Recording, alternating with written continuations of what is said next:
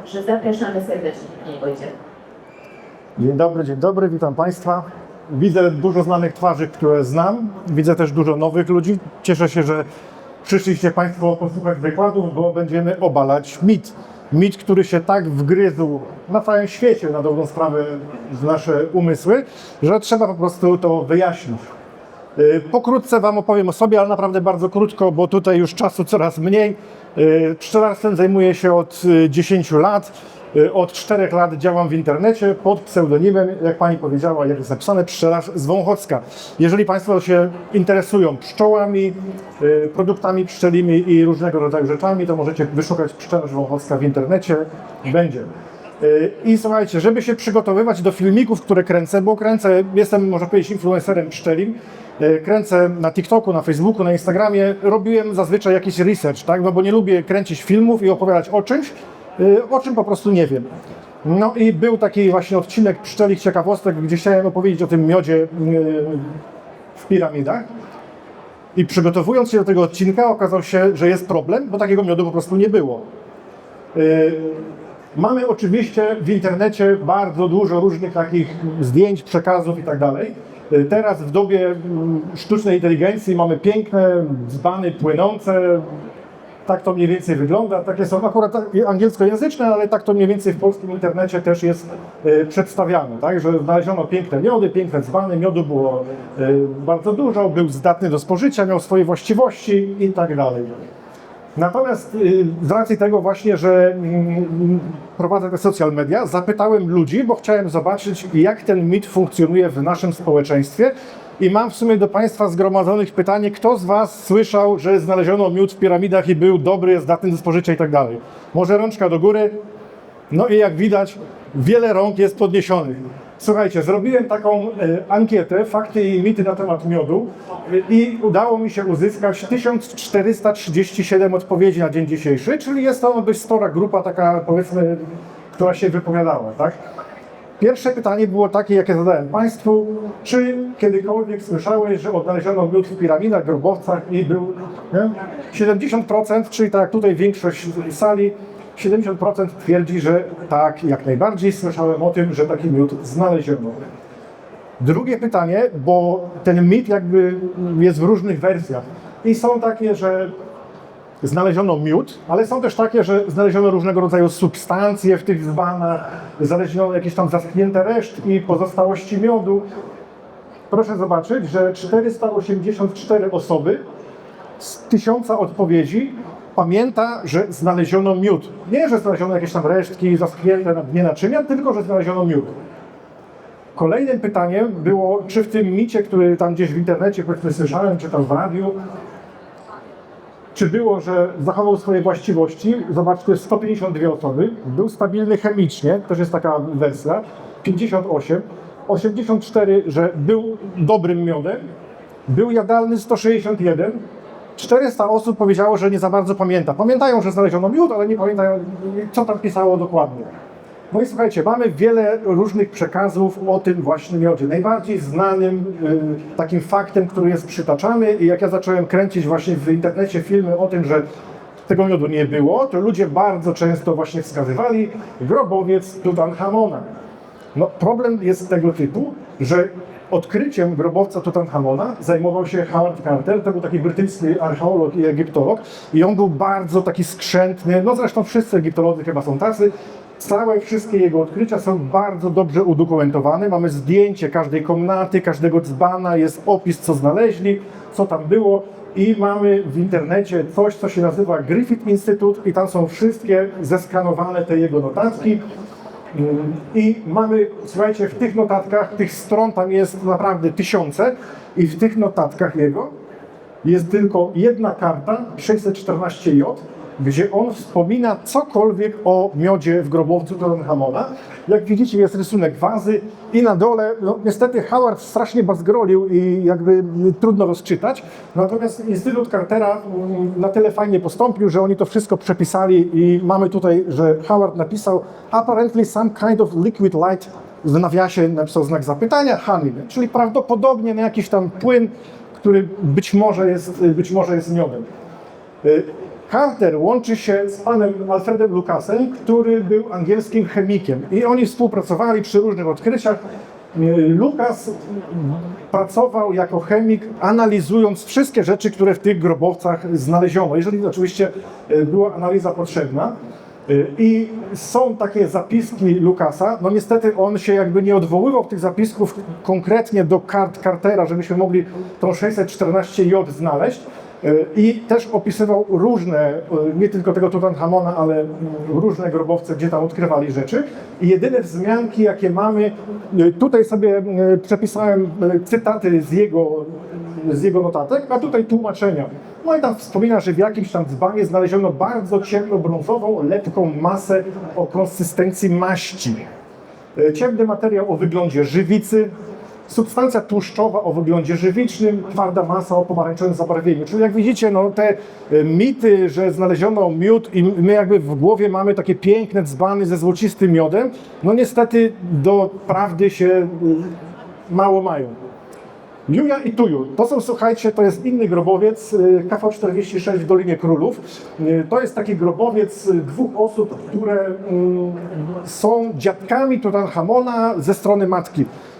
I ten grobowiec był odkryty troszeczkę wcześniej niż Tutanchamona. Odkrył go, odkrywcą i badaczem był Edward Prebble. To był główny inspektor antyków, tam w Delcie taki, można powiedzieć, konkurent. I tu pojawiła się taka notatka, gęsta mieszanina, która nadal wydzielała swój zapach. I drugie, takie w notatkach był zapis gęsty olej i miód, tu mamy właśnie wspomnienie o miodzie, który był niemal płynny, lecz zachował swój zapach po tysiącach lat. No ale jeżeli oprzemy się na źródła naukowe, pogrzebiemy troszeczkę, to mamy, i tutaj się udało nawet konkretne skany znaleźć z opisów Lucasa. Lucas ten konkretny dzban z tego odkrycia Quibela zanalizował i przedstawił, no, że to nie jest niestety miód, to jest olej rycynowy. I bardzo często są właśnie, jeżeli chodzi o Egipt, przypadki, że znajdowano jakąś substancję, ona była płynna i to nie był miód, tylko właśnie olej rycynowy. Mamy taki jakby, możemy zgadywać, skąd się to wzięło w ogóle, skąd się wziął ten przekaz. Arthur Weigall pisał kiedyś list i w tym liście napisał o alabastrowym dzbanie pełnym miodu wciąż płynnego. Nie wiadomo, skąd on to wziął, ale no, tak to opisał. Później Lucas, i zresztą to też jest w notatkach, wykazał właśnie, że ta substancja to olej rycynowy i no, nie ma to nic wspólnego właśnie z tym alabastrowym dzbanem pełnym miodu. Słuchajcie, kolejny przypadek bardzo często wskazywany i to na moich social mediach właśnie bardzo często ludzie linkowali do tego. To jest takie naczynie z brązu, ono jest na wystawie Asmona Muzeum, stoi pięknie i jest opisane właśnie, że ludzie to w internecie wynajdowali i wskazywali, że jest to właśnie dzban z miodem. Tak? Jest to odkrycie świątynia 520 rok przed naszą erą, właśnie koło Paestum. Wszystko byłoby ok, słuchajcie, można by prawie że uwierzyć w ten mit, tylko tutaj koło tego dzbana stoi takie pudełeczko. Jak widzicie, no w tym pudełeczku jest coś, co miodu kompletnie nie przypomina. Okazuje się, że jest to po prostu plaster taki jakby woskowy, pozgniatany w tym dzbanie, on tam leżał na dnie tego naczynia. I wstępnie nie mogli tego w ogóle zanalizować, że to jest miód. Wstępnie takie badania, analizy mówiły, że to są jakieś substancje tłuszczowe, jakieś tłuszcze i nie było wiadomo, co to jest. I tak to było skatalogowane i sklasyfikowane. Natomiast słuchajcie, dość niedawno odkryto, i to był zespół pod kierunkiem Liceum da Costa w Oksfordzie, odkryto tam pewne heksozy, takie grupy cukrów, które są charakterystyczne dla miodu. I dlatego taką tezę, można powiedzieć, postawiono, że prawdopodobnie właśnie jest to tłuszcze z wosku, a te heksozy są z tego miodu i prawdopodobnie jest to po prostu pozostałość po plastrze miodu, który w tym dzbanie był przechowywany. To jest, słuchajcie, naprawdę ten przykład uśmiech na mojej twarzy daje, bo miałem bardzo dużo ludzi wskazywało ten przypadek jako taki kluczowy, słuchajcie. 3000-letni miód. Tu wam dałem, bo oczywiście ktoś tam na moich social mediach wrzucił zdjęcie tego pana, są piękne wazy i według tam napisów pod tymi zdjęciami miód, piękny, cudowny, ładny miód.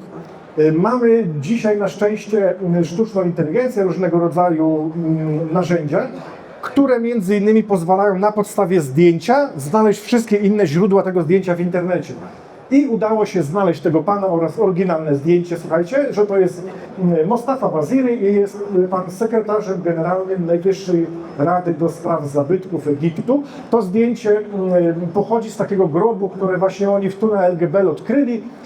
Jest to zdjęcie jakby z grobu nadzorcy królewskiego, tak? No i są te dzbany, słuchajcie, i no, mit jest taki, że w tych dzbanach jest miód. Miał być piękny, prawdopodobnie koloru tak pięknego jak te wazy, natomiast jeżeli pogrzebiemy, ale oprzemy się o źródła jakby takie naukowe, przekazy archeologiczne, a nie te zdjęcia w internecie i jakieś tam artykuły na blogach, słuchajcie, to się okazuje, i tu wam pozwolę sobie przeczytać taką notatkę, naczynia te zostały, bo to jest taka notatka z Egiptu, jest taki urząd do spraw jakby odkryć i oni publikują takie newsy, można powiedzieć, na stronie internetowej i napisali, że naczynia te zostały jednoznacznie zidentyfikowane jako tradycyjne urny kanopskie, a to są, słuchajcie, urny, w których przechowuje się szczątki, m.in. wątrobę, śledzione i tak dalej, zmarłego. No i niestety mit o pięknym miodzie z pięknych urn no rozbił się, bo niestety tam po prostu były resztki tego nadzorcy. Gruzja, słuchajcie, najstarsze ślady miodu w Europie. To też było dość głośne w internecie, bardzo dużo newsów było o tym, bardzo dużo portali to podchwyciło, że najstarszy miód w Europie znaleziono i kopali gazociąg tam w Gruzji do Tbilisi. No i co? No i oczywiście jest pełno artykułów, że piękny, zdatny do spożycia i tak dalej. Natomiast jest problem, bo mamy taki artykuł pani Elizo Koladze, która opisała to, co tam znaleziono i nawet jeżeli sobie tutaj zobaczycie, to jest taki tytuł, pierwsze znalezisko of fossil honey, czyli jakby skamieniałego miodu. I prawda o tym znalezisku okazuje się taka, że tam, słuchajcie, były dwa naczynia, takie rozbite resztki tych naczyń. Tam była taki osad, można powiedzieć, brudny i wypisałem sobie jako ciekawostkę, co oni, słuchajcie, zrobili. Zeskrobali te resztki z tej wazy, później to gotowali w roztworze KOH, czyli wodorotlenku potasu, żeby usunąć większość zanieczyszczeń organicznych. Później próbkę wirowano w cieczy ciężkiej, co pozwoliło oddzielić ziarna pyłku. Zastosowano acetolizę metodą Ardmana i ostatecznie przygotowano próbki do analizy pod mikroskopem, która wskazała, że znaleziono tam po prostu pyłki, o których tutaj wcześniej Pan mówił, drobniutkie, malutkie pyłki i dzięki temu zakwalifikowali jakby te resztki na dnie naczynia zaschnięte, że był to miód. No więc słuchajcie, no mit, jak widzicie, jest rozbudowany, bo większość z nas wierzy właśnie w te takie dzbany pięknego, złotego, złocistego miodu. Niestety, no prawda jest inna, bo jeżeli przyjrzymy się o takie właśnie naukowe, archeologiczne, czy później jakieś badania, które były, no niestety tych miodów tam po prostu nie było. Nie znaleziono żadnych miodów, znaleziono tylko i wyłącznie resztki i tak powinniśmy o tym mówić. Więc jeżeli ktoś kiedyś wam powie, że gdzieś tam w Egipcie, gdzieś tam w jakichś piramidach znaleziono jakiś miód, to możecie mu powiedzieć, że nie, jak najbardziej nie znaleziono żadnego miodu. Znaleziono jakieś zaschnięte resztki organiczne, które później po latach w badaniach okazało się, że były po prostu miodem, bo na przykład zawierały właśnie pyłki roślin, ale nie był to miód. No i cóż, mam nadzieję, że będziecie Państwo teraz tę wieść, można powiedzieć, dalej nieśli i nie będziemy tego mitu już dalej przekazywać i będziemy mówić tak, jak jest. Oczywiście w Egipcie, w Gruzji i tak dalej wiemy, że oni używali miodu. Mamy na to jakby naukowe badania, że ten miód był, no ale niestety nie ma żadnego miodu, który do naszych czasów by przetrwał. Pozwolę sobie ewentualnie jeszcze krótką taką prywatę zrobić, słuchajcie. Jeżeli Państwo są zainteresowani tym, czy miód się psuje, co się niejako łączy z tym, bo z tym mitem, że miód się znaleziono w piramidach, jest taki mit właśnie, że on się nie psuje i można go właśnie 3, 5, 10 tysięcy lat przetrzymywać, to jutro o godzinie 11 również będę tutaj, będę miał wykład i dowiecie się Państwo z tego wykładu właśnie, czy miód się psuje i ewentualnie jak warto przechowywać miód. Do tego, tak jeszcze wspomnę już na sam koniec, że jestem autorem poradnika o miodach pitnych.